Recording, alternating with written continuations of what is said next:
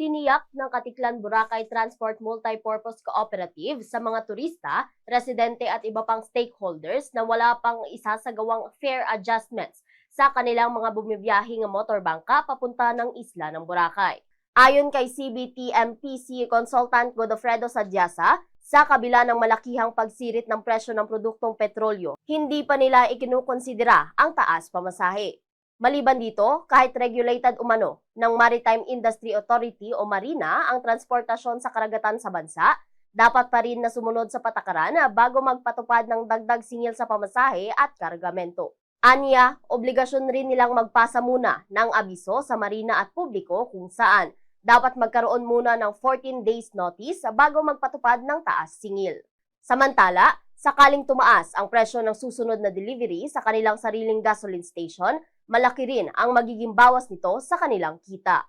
So nagpatayo kami ng sariling gasolinahan, ng kruduhan. 2 tangke ngayon yan. At ang instruction ko sa kanila, kailangan punuin. Sa ngayon, kung tungkol doon sa pag-increase, hindi naman kami pwedeng mag-increase ng basta-basta. Kasi ang rate namin kasi is 50 pesos pa rin at saka 30 pesos sa discounted na may mga discount card. At hindi naman kami pwedeng mag-increase kung walang approval yung Marina kasi Marina regulated yung aming pamasahe.